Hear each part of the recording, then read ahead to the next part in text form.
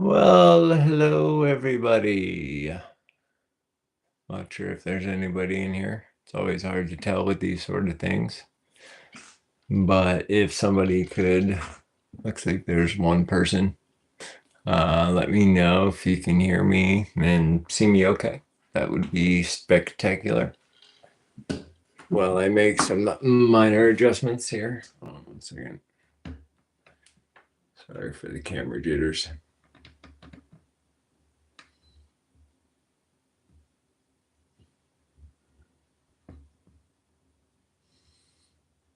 All right, let's see. There we go. There. I'll loosen it up a little bit. Let's see. There we go.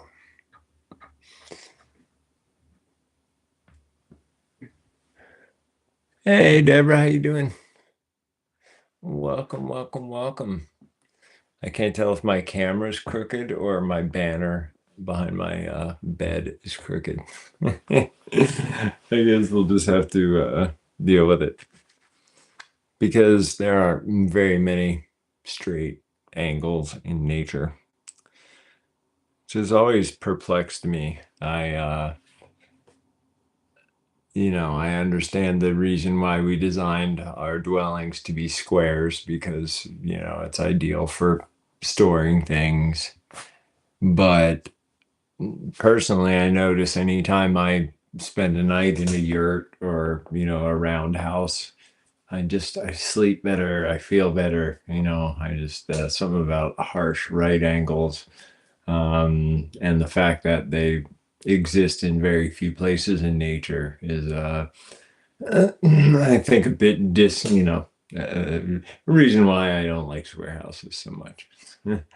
However, right now it is sleeting out and about 40 degrees, and I'm very grateful to be in a nice warm house. Many thanks to my dear friend who has taken me in temporarily as I anxiously await the return of my things from California, which should be getting here this week, which means that I can get back to like putting up my full class schedule, which is something that's been kind of slowly eating at me for a while. I'm the type of person that, I will not I will not run a class unless I am 100% guaranteed. What's up, Shane? Unless I'm 100% guaranteed that I can pull off a class that holds up to my standards. Now, I could probably teach that class not to my standards, and you might think it's fabulous, but because it doesn't live up to my standards. And if you're going to choose to spend your hard-earned money taking a class with me, I want to make sure you get that, the 110% T3 experience. So, it's important to me. And that's why, I've postponed my schedule a few times because of circumstances, some that were my fault, many that weren't, have caused this kind of a stutter step in getting T3 photography, future nature, track lights, and all my various other things off the ground. Yeah, and I'm just now finally getting to a place where I'm starting to feel my fire is burning bright again, even though there's people out there that keep trying to snuff it out.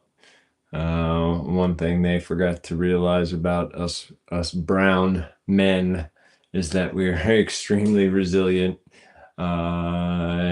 And the more you try to stop me, the less effect it's going to have because, um, some of the things I found out since my father's passing, some of the things I know personally have been perpetrated against me to try to prohibit the public from viewing my work or signing up for my classes is just so incredibly despicable and childish. And my brain can't even comprehend it.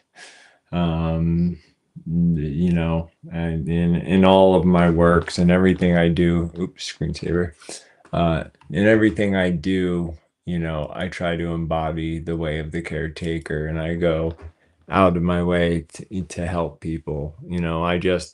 I had a private live class just before this, and a friend of mine who's not feeling well, who lives about 30 minutes from here, um, called me and was talking to me about her symptoms, and I recommended something called Takasume. Takasume is basically activated charcoal made from bamboo, and it's really good for removing toxins from the body. And in fact, that's how I got all of the pesticides that I obtained from drinking well water on the farm I grew up on out of my body. The Takasume charcoal is 20 times more powerful in binding to toxins than regular activated charcoal. So, even though I had like barely an hour to spare and it was 25 minutes each way, and I could much more have used that time, being here doing other things. The caretaker and me had me getting my clothes and my shoes on, and I rushed over there and dropped her off the stuff and turned right around and came back here and got set up. And I do these sort of things. I read a saying on a church billboard many. Oops, sorry, light source fly now. I read many years ago. I was hitchhiking through Alabama, and I walked by this church, and two churches actually had the two best like church sayings, like church billboard sayings ever. And the first one I walked by said, "Forbidden fruit creates many jams." And the other one, which is the more powerful, is, and one my dad used, good Lord, one my dad often used was the saying that people see your deeds, but God sees your motives. And, that's why in the teachings around the philosophy classes, especially, and when talking about healing and things like that, it's important that we do these things from a place of not being self-serving, because though that is the path to the darkness. Sorry, I'm trying to figure out how to get this thing back on my light that mysteriously fell off. 1 second here, gang. Oh, the technical problems. Oh, no, definitely don't want that. Okay. But anyway, so welcome to this new tradition that I've started. Um, I'm ever since I started Future Nature, my goal has been to eventually one day essentially teach for free. Um, how monetarily I will make that happen, I'm not quite sure yet, but it is definitely a burning need within me, because I have, sorry, once again, apologize. I should have done this beforehand. In my lifetime of being part of this movement, of nature connection and nature therapy and nature healing, I have witnessed nature uh, cause miracles to happen with people. Not even, and I'm not even discussing things like working on skills or just simply spending time outdoors is now scientifically proven to be good for our overall health and well-being. I think they say just 5 minutes a day is That's some insane percentage of health points, so to speak. And as somebody who typically spends more time outside than I do inside, um, I definitely feel far different when I spend a whole day outside, whether it's taking photos, whether it's teaching, um, than when I spend a whole day inside. Where I'm currently living is in the upper kind of northwest corner of Portland in a suburban neighborhood. And I have literally sequestered myself in here as I, retool my business for the latest debacle that went on. I can't wait to get my stuff. Will be back here from California anytime now, so I can officially get my open to the public classes open and continue on. And the whole idea I'd been talking about for a while about the T3, the digital nomad, that is very much still on the forefront of my mind. My main problem now is the fact that after my first shakedown cruise, where I went down to California for 6 weeks, I realized that as a teacher of ancestral living skills and a photographer and videographer, even with my rooftop tent, my Subaru Crosstrek has not nearly enough room to do what I want to do, and so therefore I've decided I need to upsize a little bit. And I've been, even though I have about $100 to my name, I've been looking at, 10-year-old four-wheel drive vans, because the van life craze is starting to die off. So there's a lot of really good, hot, well-maintained vans out there that are 10, 12 years old that are four-wheel drive and already have everything inside, like a desk and a bed and storage, because I want to literally have my own self-contained mobile pod where I can be ready to go from one place to another within 20 minutes. Something my father once said to me really early on as a kid is he said, never have more shit than you, oops, see my language, never have more stuff than you can get ready and be gone with in 15 minutes. And this exercise over the last few months of moving made me realize how much stuff I've accrued over the last 15 years. And the majority of it, is important to teaching my job and, teaching the skills that I teach, and also, making videos. Um, my overall grand plan for this trip is to literally just zigzag my way across country. I've already made, reservations with a few people to come and spend some time on their land and interview them and potentially run some classes on their land. One other beautiful thing about it is I will be, I'll be in certain areas of the country for 2, 3 weeks. You can go onto my website and book me for a day-long private session where I will come to you. The cost will be insanely reduced because in the past, if somebody wanted to book me for a private class, they would have to pay for a plane ticket plus my class fee.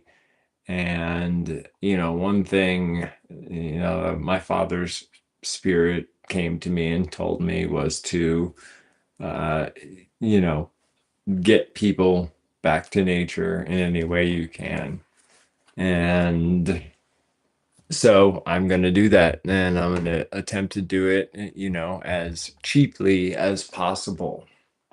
Which brings up another funny thing before I start in on tonight's reading, the whole concept of perceived value.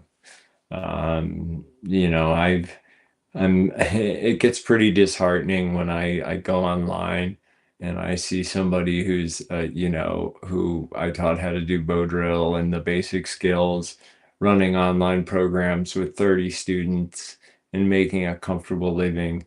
And I'm, struggling to get just a few. And it's just been so perplexing to me.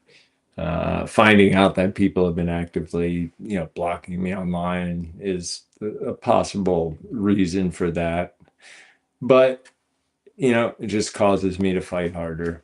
You know, as the saying goes, that which does not kill you makes you stronger. So when I originally came up with this idea of T3 reads TBJR, first and foremost, it's meant to honor my father and the many, many words he wrote over the years. 20 something books that are so jam-packed full of hidden lessons that, for instance, the other first episode I read, Go Ask the Mice. Now, I've heard him tell that story a million times. I've read it in the book quite a few times. And I hadn't read it in about 10 years. And I learned so many new things from that chapter um, because, now have 10 extra years of life experience to, eyes to read it through. And all of a sudden there was all these hidden lessons that popped out. So one thing I did say is that, I was going to read my father's books in chronological order. And as today, I was searching for my first edition #1 copy of the tracker, which is somewhere around here, and I couldn't find it. I looked next to me, and lo and behold, the vision was sitting right there. So I'm going to break tradition yet again. And, sometimes I might read, books, chapter one all the way through to the end. Other times I might jump around a little bit. Um, and basically I'm going to choose whatever I read based on, what I'm feeling that day and what I think is going to have the most profound effect on the few of you watching.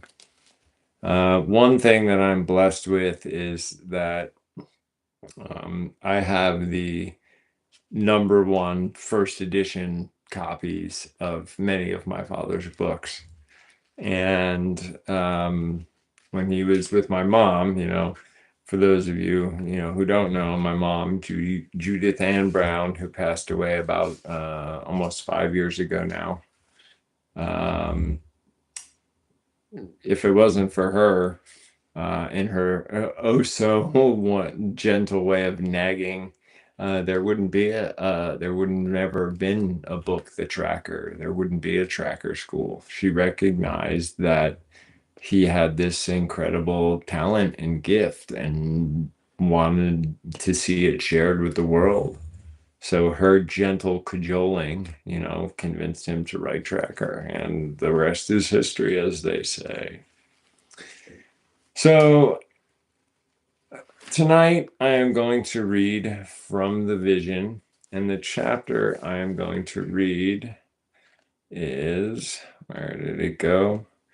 Earth Mother Speaks. And the reason why is in the last 4 years since I've kind of embarked on my own, I have pretty much stopped ingesting any form of media, news, whatever, unless it has to do with photography or science. I don't need to look at the news to feel the pain of the earth and its many, many millions, trillions of beings. It's palatable. I can taste it. I don't need to be reminded of it on the news. And one thing I've been so dreadfully missing, not dreadfully missing, but seriously missing since coming back up here to Portland and staying with my buddy who lives in the suburbs is, for the past, oh God, 16 years, I have lived in the country, in a farmhouse or a cabin. And this is my first time spending a decent chunk of time in suburbia. And I'm like terrified, not terrified to go outside, but these neighborhoods that are all like named after like Hawk Ridge, like named after the habitat they destroyed to build the environment. And then anyway, the other day I went up to my former place where I used to live, because I left a few things there and I've been looking for some bone tools that I misplaced. And I was back on the 15-acre property I was living on that has this beautiful forest.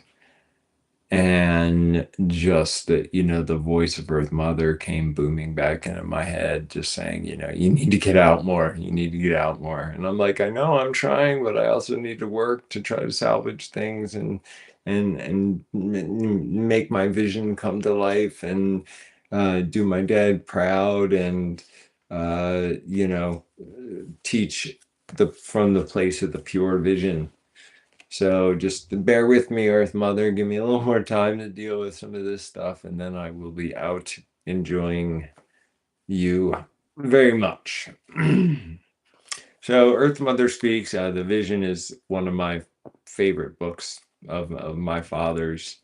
Um, it's I forget how old I was when this came out, but reading it at a young age and then several times throughout the ages as I grow, it's yet another book that can keep on giving. And I did this last time and I'll do it again. I possess, like I said, a lot of first edition #1 copies of my father's books. However, you will never see them up on the auction that I'm running on my website. Oh, which by the way, so there are some truly unique items up on the auction. You can head to my website. I'll put it in chat. And go to the Own a Piece of Tracker History section.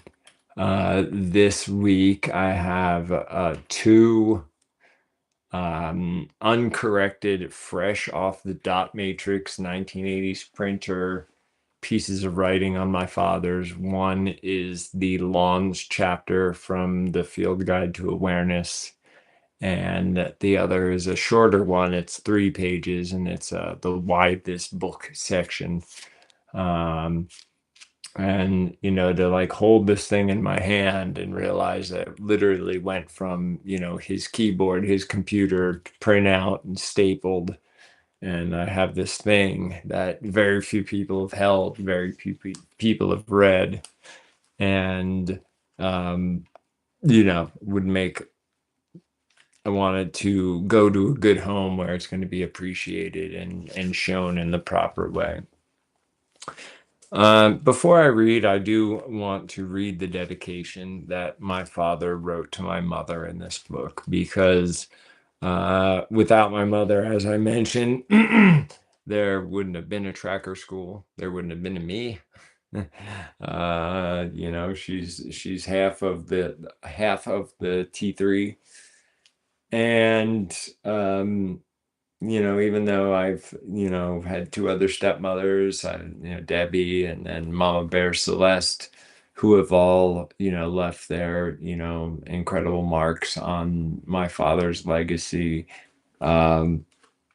It's,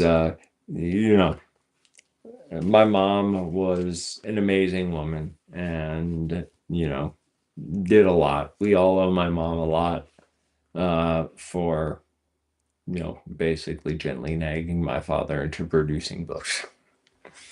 So, in this #1 copy of The Vision, he wrote to Judy, "This book says much about you, yet so much more could not be put in. How do I explain the love, the hopes, the dreams? How can I explain the rapture of our baby born? or the deepest love any man can have for a woman. If it wasn't for you, I would have no vision, and this book would have been an impossible dream. I love you, I love you, I love you forever and always. My vision, my love, Tom. Yeah, so he says it right there. It's I don't believe in coincidence. Obviously relationships end. That's part of life. Uh, and that doesn't what happened for a reason. And because of those changes, my parents' divorce and my father remarrying, um, has had definite, positive effects on his school. So yeah, so Earth Mother Speaks. I just had it. Now, where did it go?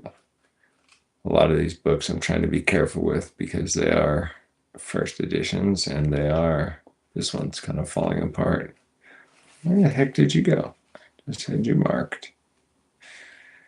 Anyway, yeah, throughout the reading, if any questions pop up, feel free to put them in chat. We'll have a little bit of time for discussion afterwards. I'm trying to keep these live streams, on the shorter side, because I'm going to be doing them twice a week. And this one would be shorter already if I could find the chapter that I had bookmarked, come on. Oh no, not reading Grandfather and the Fisherman. I'll cry. Come on here. Where is it? Oh, I need to go back to the thing here. Sorry, gang. Good old T3, properly prepared. Ah, there it is. 139. All right. Earth Mother Speaks. All right. Thanks, Deborah. Above all else, Grandfather taught the sacredness of the earth. The earth is a guiding force behind all physical realities. She is the mother of all things and the physical manifestation of the Creator. The earth is a temple, a university, where man can learn the lessons of flesh and spirit in their purest forms. The earth is also a place where all truth is manifest, a crucible where one can check the validity of what he believes to be true. The earth, Grandfather taught, is a living being, the sum total of all her parts, and all parts are interconnected to the whole. Where the whole is its physical consciousness and the love of the Creator, we are all part of Earth Mother, and whatever we do, whatever we take, we are taking and affecting, in reality, part of ourselves. Within the earth resides the consciousness of all things, which is bound together by the spirit that moves in and through all things. That life force that connects us to each other and to the sacred oneness. It is the oneness that makes all things brothers and sisters of one flesh, the flesh of Earth Mother. Rick Grandfather and I learned all these truths the only way they could be learned, by living them daily. Words alone could not explain our connection to the earth. Even our individual experiences of survival living and asceticism fell far short of providing us with the reality of the sacred oneness. Only by breathing, sleeping, eating, and working and playing the philosophy of the earth did the reality become manifest. Only by really living it did it saturate our every action and thought and fuse with our consciousness and our visions in a meaningful way. For us, the earth was a grand temple of understanding. Each creature and entity of the earth was a grand teacher of infinite wisdom, as well as a close brother and sister. In reality, we understood and lived the true family of creation and the Creator. We were at once part and one with all things. We understood that we lived within the realms of creation, and creation lived within the realms of our existence. There were no inner or outer dimensions. There was just a sacred wholeness found only by entering the worlds of survival, asceticism, I'm pronouncing that word wrong, I'm sure, and especially the vision quest. We learned to listen patiently and silently to the voices of creation and to each nuance and mood of the earth. Each creature became at once many things: a source for our survival, a teacher of physical skills, a teacher of spiritual skills. Grandfather taught us to look closely beyond the apparent, beyond the names, beyond the physical actions, to a deeper world of spirit and knowledge. And yet again, another guiding principle behind my photography. And passing through the doorways of understanding, we learn the true life of family ties, realizing in our comprehension of the oneness of life why the ancient ones referred to each other in terms of family and to the elements of creation as relatives. Reverence for survival of the natural order made clear that our lives were connected, as if by an umbilical cord, to that of the earth. Asceticism brought us nearer to the physical teachers of the earth and the sense of oneness. But it was through the vision experience that we were transported beyond the flesh to the maternal realm of earth spirit. It was a few years past my first vision quest that I first had a grand vision, the vision of the earth. Even though I had undertaken a vision quest about 4 times a year since my first experience, I had not yet received what I yearned for, one of the powerful visions of the ancients. Certainly, I had felt a direct link between myself, creation, and the Great Spirit, or the Spirit that moves in and through all things, but the communications had been vague and general. What I sought so hard was a specific directive. Amen. Hand me one too, please. uh, let's see, where was I? What I sought so hard was a specific directive or a powerful understanding. I longed to hear the Creator's voice, unobstructed and clear. I wanted to be a servant, to live a vision, a truth beyond the self, and to dedicate myself to it completely. The thirst for pure vision and communication filled my consciousness every day, directed my every move, moving me ever closer to what I wanted to become.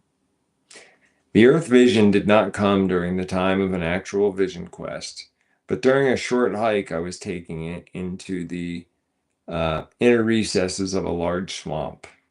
Sometimes visions come when least expected.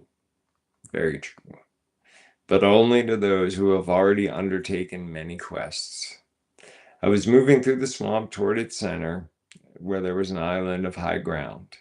I was hoping to spend the night on the island, collecting herbs and otherwise drinking in the ambiance of the area.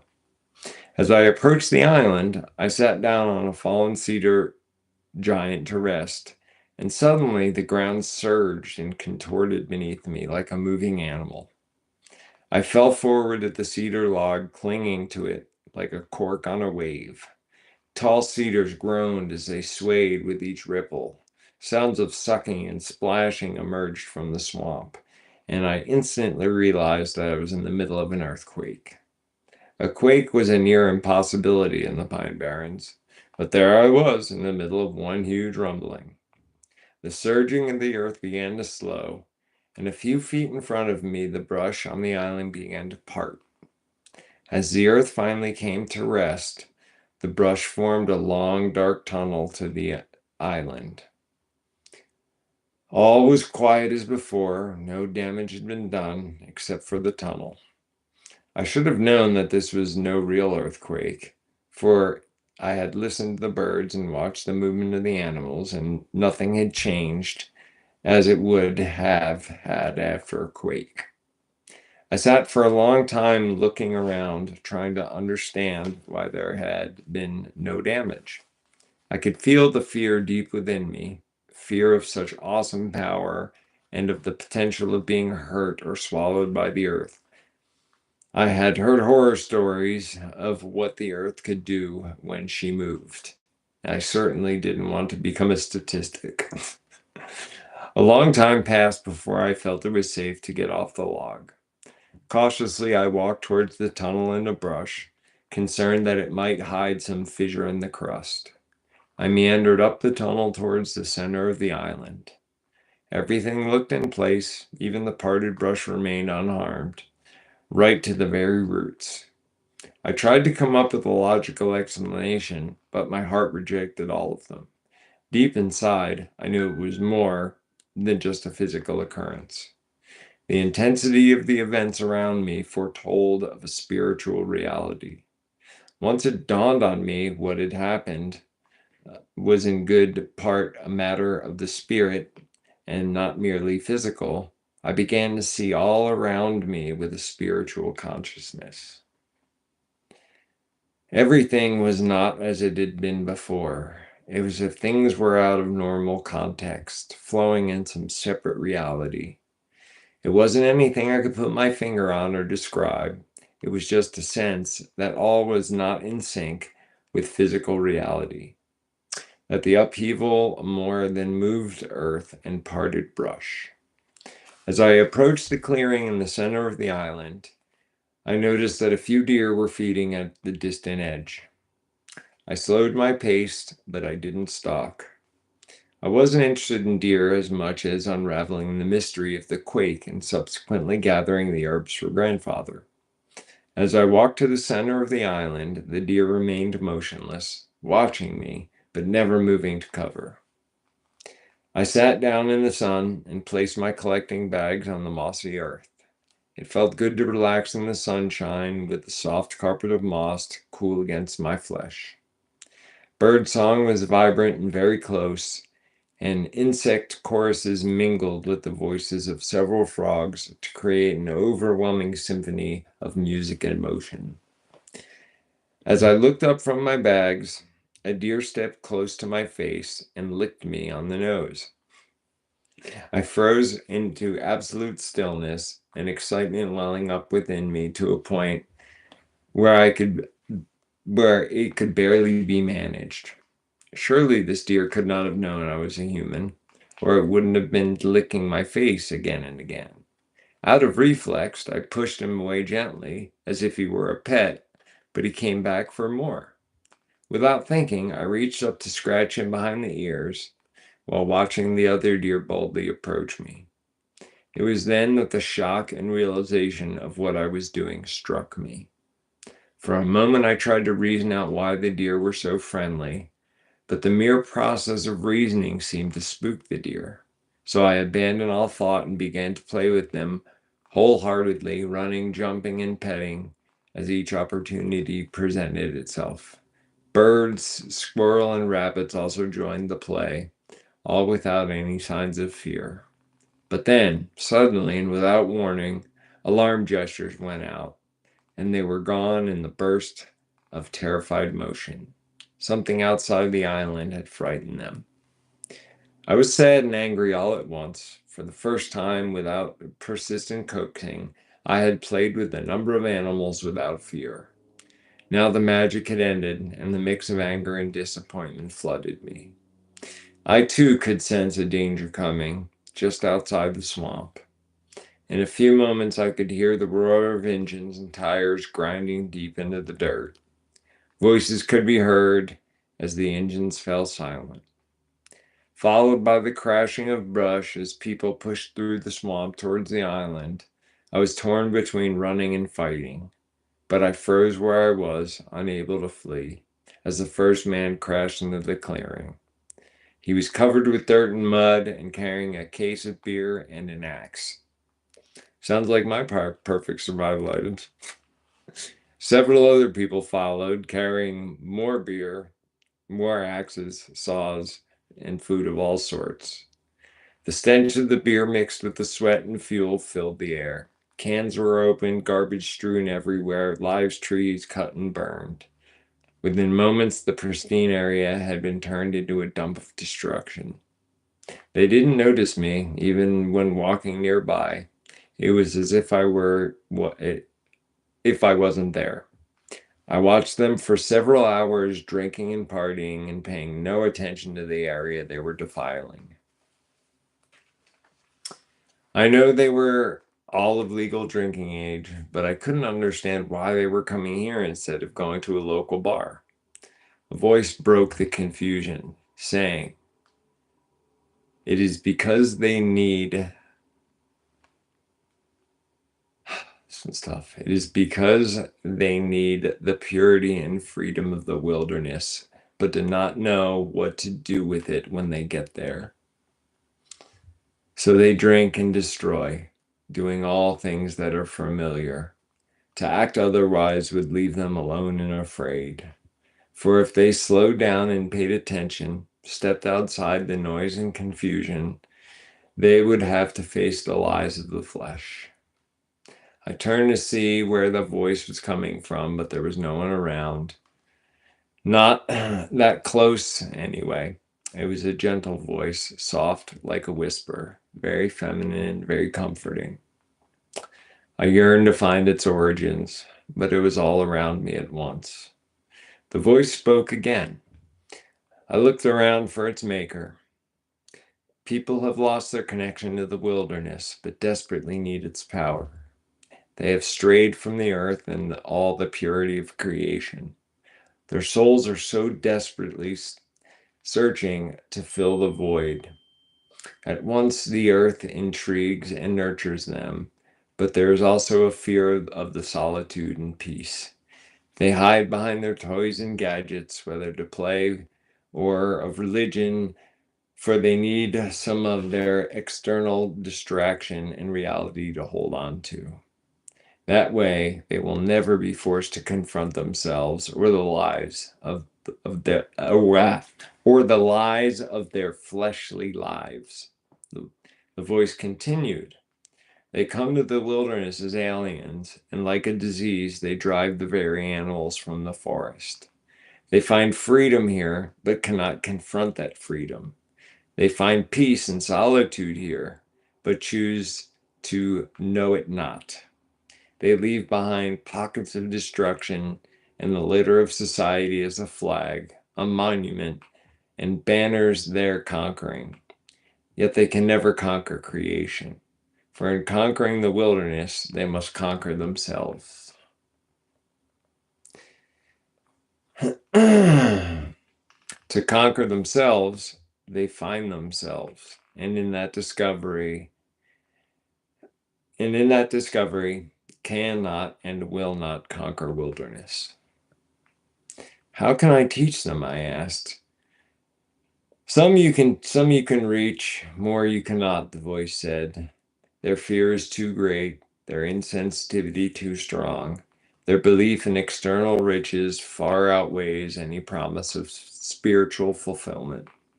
They seek only the instant gratification of life and will never slow down long enough to look inside themselves, especially deep enough to find the purity of oneness. It is beyond their comprehension. Is there no hope? I asked. There's hope, the voice continued, but we must reach them on a level that will affect them the most. We must teach them first, then allow the heart to lead them back to the earth. There's always hope, for in the heart of each person there is a place of connection to the earth.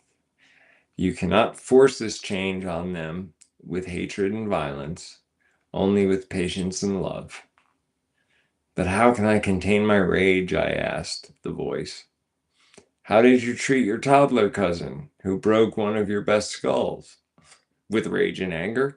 Of course not, I said. No, said the voice. You taught her that it was bad to break that skull, and why? You taught her with love, not rage. I thought for a long time about what the voice had spoken. That voice had been so alluring, so peaceful, and so nurturing. I decided then that it must be the actual voice of the earth. Different than I ever imagined it to be.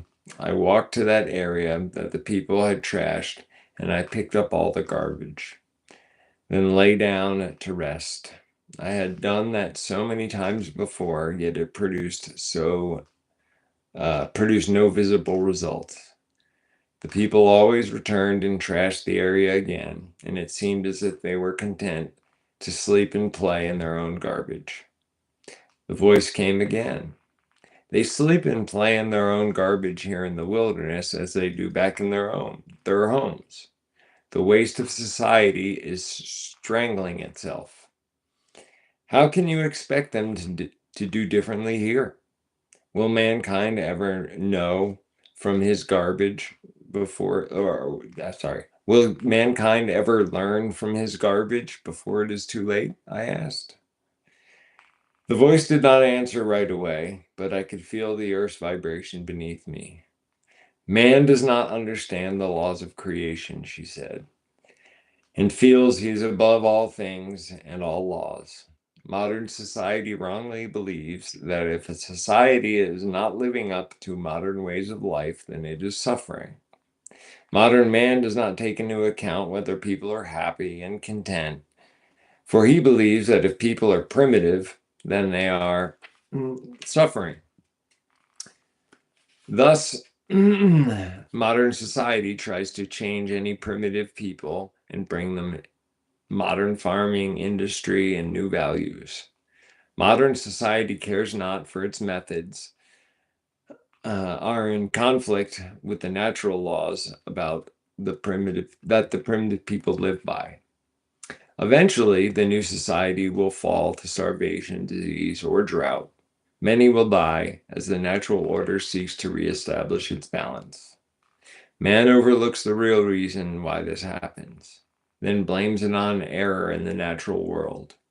He does not look deep enough into the origins of the problem, his meddling. He feels that he can do no wrong and that he is above all laws of balance. That is why he will not learn from his pollution until it is too late. There must be prophets and teachers to enlighten the masses and point to a new direction, she said, and then fell silent. I lay against the earth in utter despair.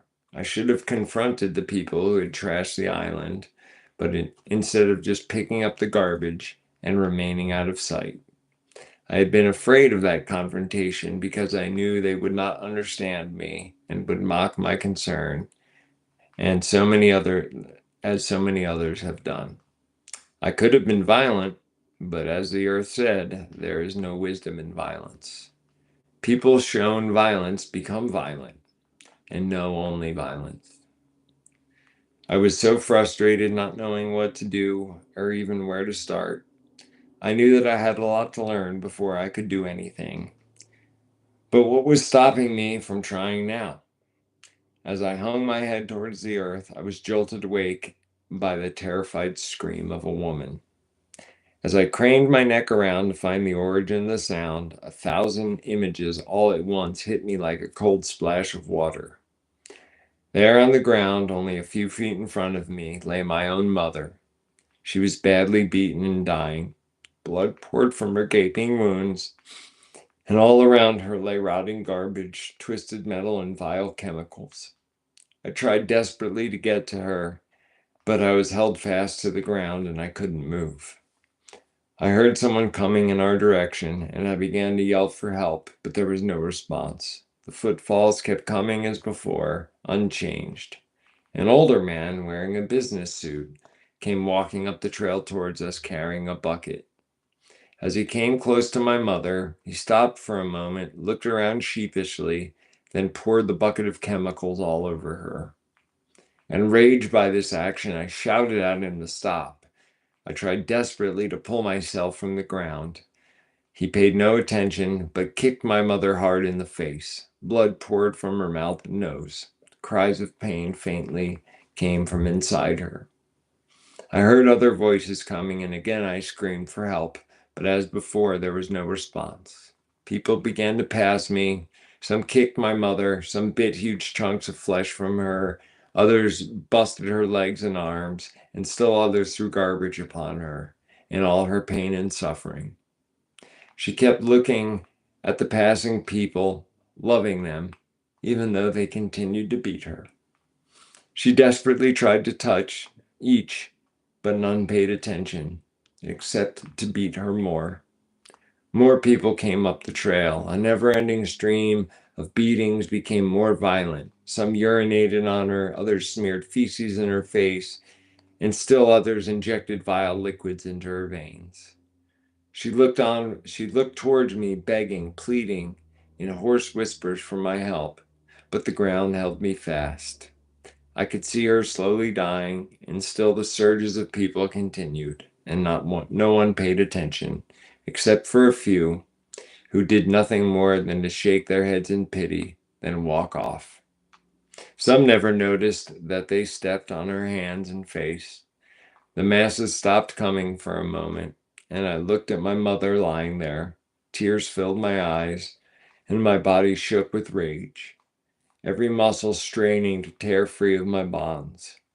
All the time, my mom watched me without a word. The horror and the pain in her eyes became too much to bear. Footfalls came again, softer this time. Fear and panic overwhelmed me. And then an old Indian came up the trail, and upon seeing my mom, he ran to her crying. He desperately attempted to bandage the gaping wounds, giving her water and praying the entire time. He seemed so helpless because there was so much damage, and he shook with fear. Suddenly, more footfalls were heard coming up the trail. The old one tried to stop the advance, but the people pressed in on him, kicking him, beating him, killing him where he stood. They tore his flesh and limbs and scattered them all about. They ran then to my mother, tore away the bandages, and beat her again, unmercifully. She lay in worse condition now than ever, because the old Indian, her only hope, had died trying to save her. I heard more crowds coming, and the stench of garbage and chemicals preceding their arrival. I flew into a raging panic, snapping my body free from the ground, and ran to the trail before the crowd. I kneeled beside my mom, trying to comfort her, when I was kicked violently to the ground. I arose with a tremendous burst of power, tearing an axe from a man's hand and violently pushing him into the crowd. I swung the axe overhead, threatening anyone who came near me or my mother. Violence raged in my head as I fought back the urge to kill those who hurt my mom. The crowd was shaken to attention as I spoke. I said that from now on, whatever they did to my mom, the same fate would befall them, and I cast the axe down and stepped aside. I prayed feverishly to the Creator for help. As the first man walked to my mother, he bent over and bit a huge chunk from her arm. I filled with rage, but a huge chunk of his arm was ripped off, as if bitten away, as he had done to my mother. The others, seeing this, ran off in a blind panic. An old Indian walked up the trail, as had the other. He smiled at my mom and then at me, saying, "My heart is filled with thanksgiving that you have been strong enough to help my mother." "Your mother," I said. "It's my mother lying there. The old one." The old one only smiled and said, "She is all of our mothers." With that, my mom looked up, her face changing. It changed to someone I recognized and loved, but it wasn't my mom. She spoke to me in the same voice that had spoken to me before. She said, "I am all mothers and fathers, sisters and brothers, and I am all things of flesh and spirit. You have taught people well and made them understand that what they do to me, they also do to themselves. You have learned that violence breeds violence and taught them instead with love." You learn to tear away from the barriers of ignorance, even at personal pain, to save me.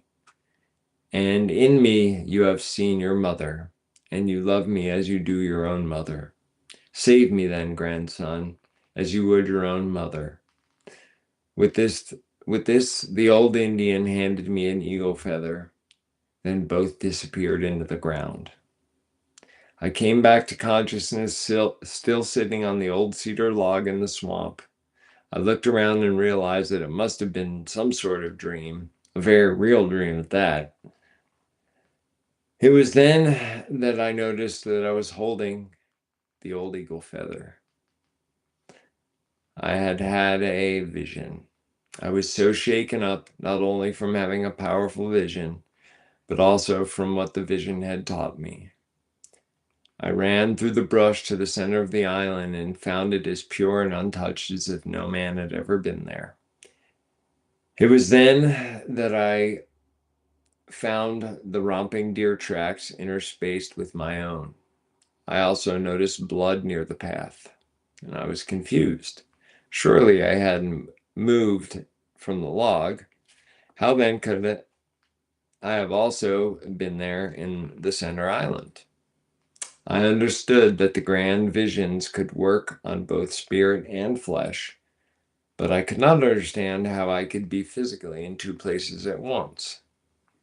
These things had to be taken to counsel, and the only counsel I knew was grandfather.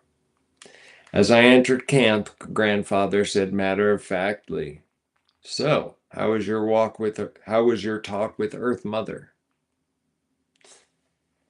Normally, a person would be shocked by that statement, but I had learned to accept this and many more things as normal. I related the whole vision to grandfather, showing him finally the eagle feather. He told me that I needed no help in interpretation, for a true and powerful vision never needs interpretation. The vision always speaks to us as in a language in reality we understand. Where anything unclear and answered in dreams, or is answered in dreams and reality we understand. Where anything unclear is unanswered in your dreams or other vision quests. He then finished by saying, your vision is very clear and you know the best way to save the earth. But now you must find the vision of how you will accomplish this. And this is something I've been struggling through. This vision has also taught you that you can dwell in two places at once, and that the spirit self can take physical form, as you found in your tracks in the center of the island. Grandfather said that I had much more to learn before I could follow the vision fully. I had much more pain to endure, many struggles before I could pull free from my bonds of ignorance. I had to realize that all I could do was watch my mother dying and struggle to get free. What I was doing now was fighting for freedom, fighting to understand, fighting so that I could help her. It was now the most difficult time. I could not give up, for defeat would mean I could never fulfill the vision of saving the earth. I was more determined than ever than to fight the bonds, no matter how much pain or sacrifice. Wow. As I said, every time I pick these books up over the decades, over the years, that I learned something new. And as I mentioned at the start of this episode, that, I had planned on going in chronological order, but my inner vision directed me to the vision and specifically to that chapter. And interestingly enough, starting last May, after 3 years of literally working myself to death, putting self-care last, trying to, after being parted with my life savings, trying to build a business from scratch, sleeping. I think in 2024, my average sleep was 4.1 hours a night. Um, and I was just doing anything I could to try to earn money, whether it's through photography, teaching, online classes, um, because I know that I was not designed to do anything else other than pass on the vision the way I see it and the way I've integrated it into my life. And then last May, I started to have a series of visions that began with me watching a red-winged blackbird fight its own reflection in a pond it was trying to drink out of. And all of a sudden, I realized that a lot of the things that were holding me back, I was being my own worst enemy. I wasn't following the basic rules that I tell my students about wilderness survival. I panicked. I made decisions without fully thinking them through, um, which led me to this point in space and time. And, I was basically told during that vision, and that was one of a few, that if I didn't change my ways, that I would not be, amongst the living for very much longer. Um, After another experience, I went to the doctor because Lyme's disease has settled in my heart, and supposedly they tell me I'm going to need a pacemaker and a new heart valve sometime in the next few years, which should be real fun to pay for out of pocket. But starting with that vision, that helped me realize that, I needed to put self-care first, because I am a tool of nature, I am a tool of creation, and I'm a tool of the vision. And if tools are not well maintained, sharpened, oiled, cleaned, then whatever you make with them is going to be substandard. So that's when I started to prioritize self-care. And, silly me thought that was the end of the lesson, when in fact, the end of the lesson, at least that lesson, ended in early June in the middle of nowhere, Alaska, at 3 o'clock in the morning in full sunlight. I was by myself, 55 miles away from the nearest town. And, is some of the purest wilderness I've ever been in my life. And every time I go to a new wilderness area, I read the baseline, both the physical baseline and the force baseline. And in areas that have a lot of invasive species and trash, you kind of read this distorted wave pattern. But yet up there in the wilds of Alaska, there was just this almost pure sine wave of balance. And then, just like in this story, a voice popped into my head, and I was on this little island in the middle of a creek. And the voice said, "Seek your answers in the water." So I go over to the water and I look in and I'm like poking around and I'm like, oh, that's pretty cold, even though it's June, it's glacial water. And then, without me even realizing I was doing it, I stripped myself down naked. And Earth Mother told me to get in, climb into my blood. Streams are the earth blood of Earth Mother. So I climb into this freezing cold creek, and one of my favorite things to do in rivers is to hold onto a boulder and have the current just rush past you and just hold you in place. And I connected with this boulder, and as soon as I reached my hands around the boulder, it was like I plugged into the Ethernet, and I could feel everything around me. And then a voice came back to me and said, you've been going about things the wrong way. You've been killing yourself to try to spread the vision. And by doing so, you aren't spreading the pure vision. You aren't giving your students your 100%. And she said, if you agree to do the physical part of taking care of yourself. I will rebuild you starting now, and I will only keep rebuilding you and keep guiding you, um, if you take care of yourself as a tool of nature and of creation. And once I agreed, it was like the water all of a sudden turned into molten lava, and it just stripped all of the fear, anxiety, stress, everything out of my being. And then all of a sudden I was in the water again, and I came up gasping for air, and it was, I assume, the closest thing to a baptism.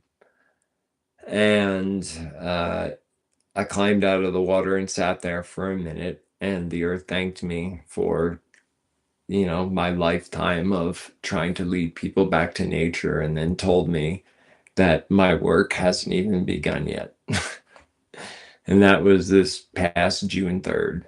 Um, and that's what's given me the faith to keep pushing through all this stuff, to push back against those who oppose me, or those who are afraid that, by me realizing my full potential, I'm going to hurt their bottom lines, when I want to teach with everybody who does this work for the right reasons, meaning they want to see a bright future for not only the planet, but the more than human world and everything that we share Spaceship Earth with.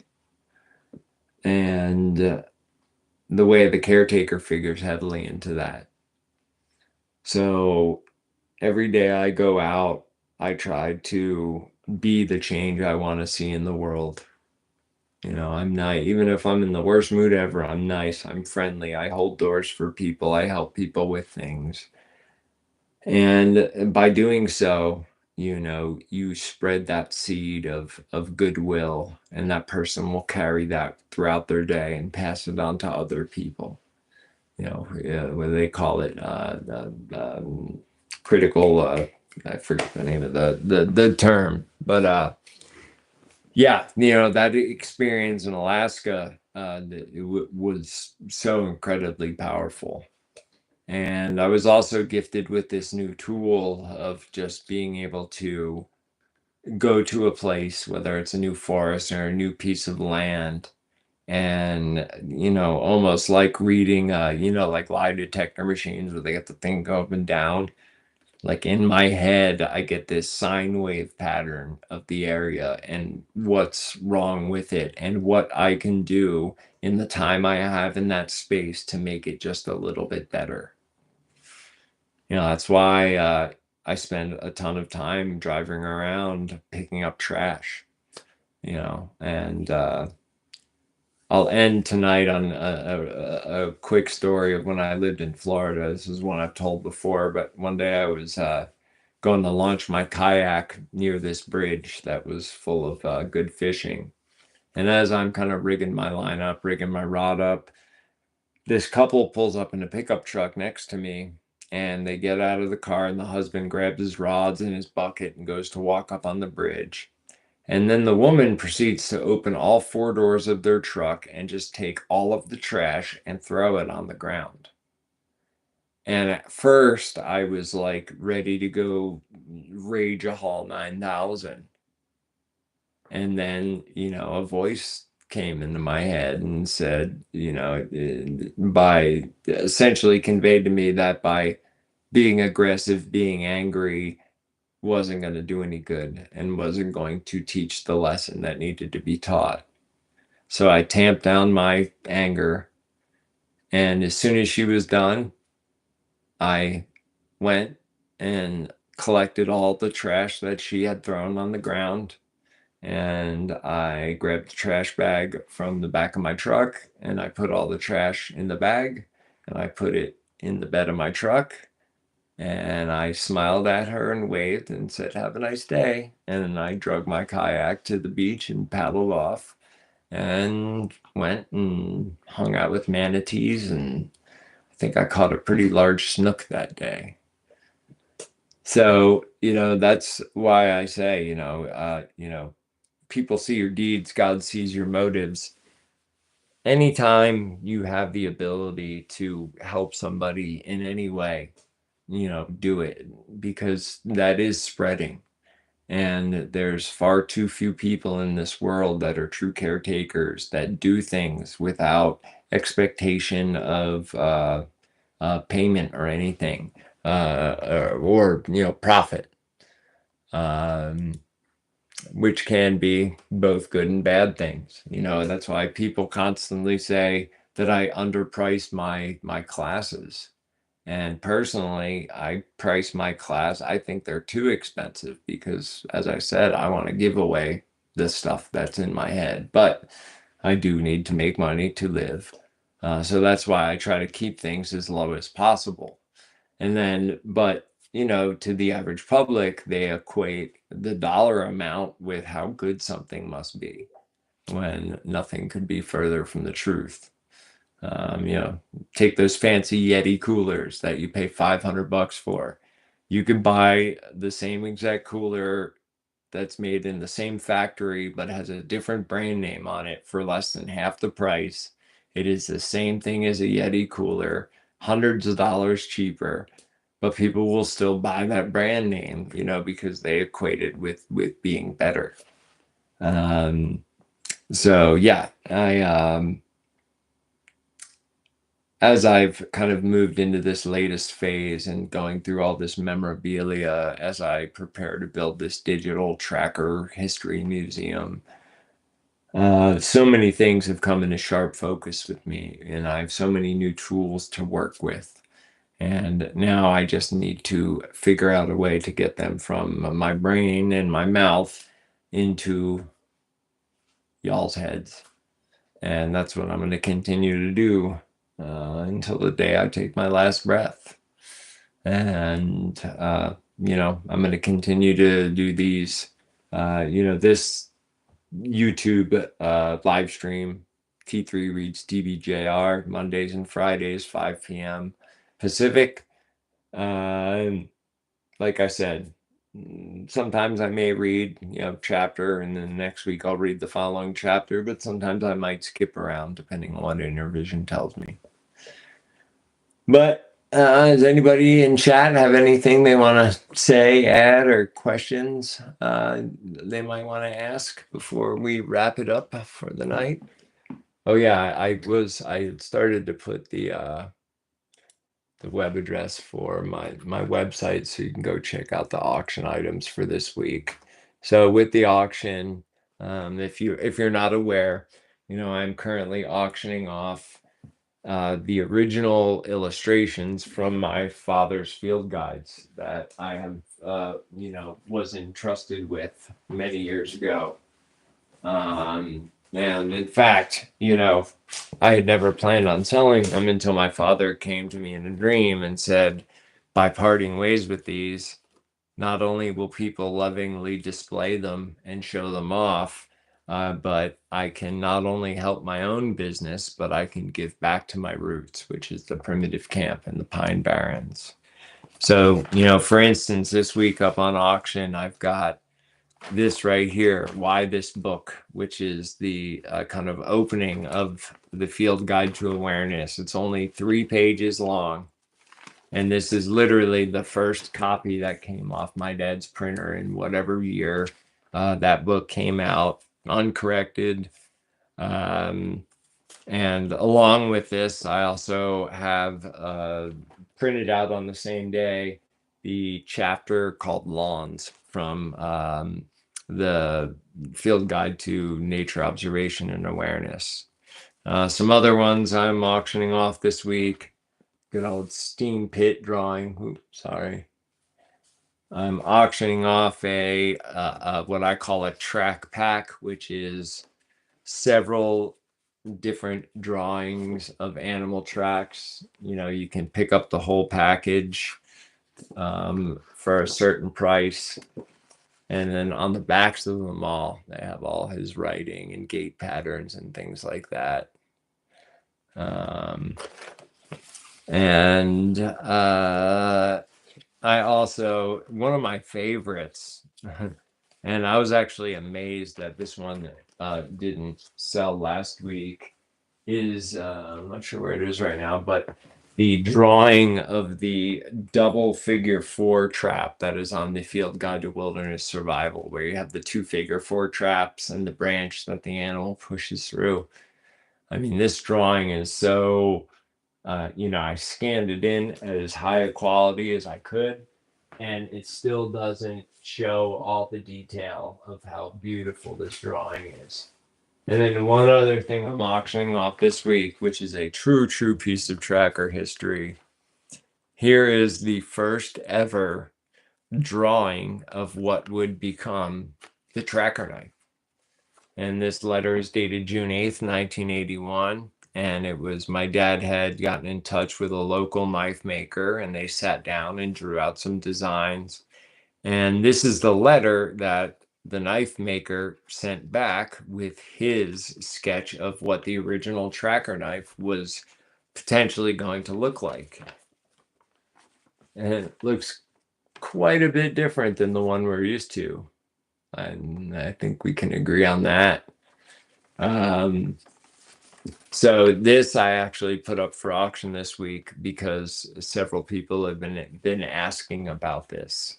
So yeah, if anyone ever wants to know the real history of the tracker knife, I can tell you who made the knives in what years and all the different makers. But this was before there was ever an actual physical version of the knife. That was the first sketch. As the auctions continue, I have so many. Next week, I'm going to be doing a trap pack, as I call them, as I have like 150 something different track illustrations. And then just some other random things. Yeah. And these are all things I will keep you up to, up to speed on as I go. One thing I'm starting to toy with a little bit as a way to, fund my work in the digital museum and, just to fill in the holes is I, I started a Patreon page a while ago and I never really did much with it. I have a friend though who draws coloring books, makes coloring books for a living, and she makes like six figures through her Patreon by having people watch her do coloring books. And I want to start doing a lot more live online content, whether it's working on a skill or whatever. But, with the omnipresent need to make money, I'm trying to do so in a way where, I don't want nowhere in my vision or my business plan did asking, starting a GoFundMe, asking for donations come into play. I spent a long time saving a big chunk of money for one day to use to either, start a school of my own or buy a piece of land. And unfortunately, I was parted from that before I ever, got to really use any of what I spent it on. Which was, and I've been trying to recover from that ever since. And the only thing I can tell you is that in and amongst all this memorabilia, I have enough writings of my father's that have never been published, that have never seen a class, that I could probably put together a book. And they're things that have helped elevate my teachings and allowed me to add things to lessons, pieces I was missing, getting a deeper understanding of a lesson I learned 30 years ago based on the 30 years of experience I've had since I first learned it. And my single goal in life is to preserve the purity of my father's vision, the purity in which he started tracker school, and not the the later years where my father felt he had to isolate and live up to this like superhuman reputation that his publishers had built him up to be. Um, and that's why being a nomad is important to me, because I want to bring the skills to the people and I want to do it as cheaply as possible. And so, yeah, I'm in the process. I'm going to be kind of reconfiguring my GoFundMe.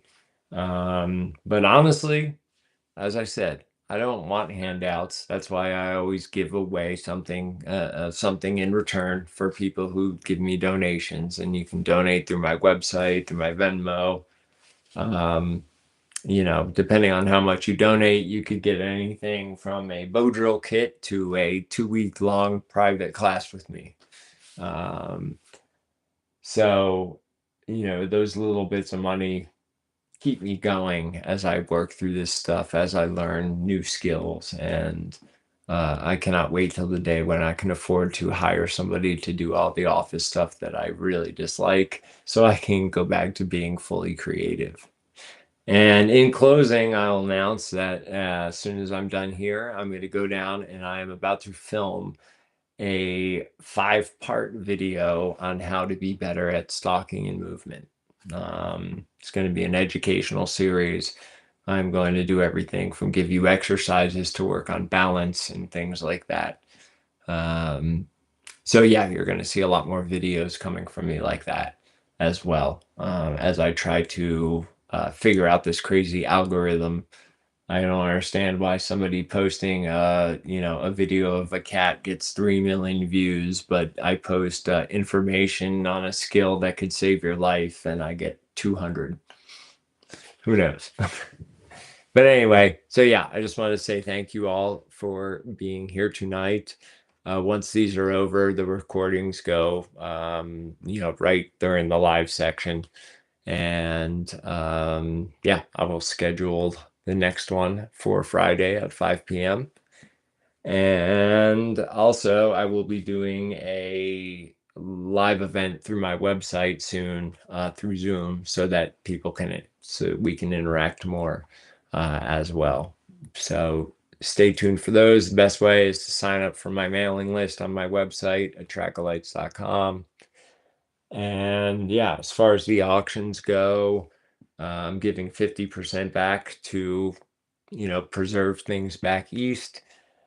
And I have enough stuff, illustrations to auction off for literally months upon months upon months.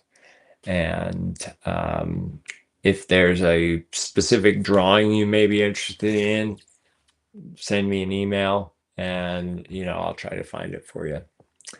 But thank you, Deborah, for your comments. Thank you all who showed up tonight. Hoping that we can get these numbers to grow. So feel free to spread the words to people you know. I'm in social media prison of sorts, for no fault of my own, because people create fake accounts and flag my work for some reason. So I have a very limited reach, other than my mailing list, and I don't like to abuse that by spamming people. So if you see me post about these events, please hit share. It helps a lot with the algorithm and things like that. But once again, thank you all for attending tonight. I look forward to making this a regular tradition. Some nights I may just tell stories. Some nights I might have a guest speaker. Who knows? And I am just going to listen to my inner vision, listen to the earth, and do what I was born to do, which is lead people back to nature and help them reach their ideal selves and find their true inner voice, and thus leading to the peace, love, joy, and purpose that we all seek. All right, everybody. Much love to you all, and I will see you all on Friday. Peace.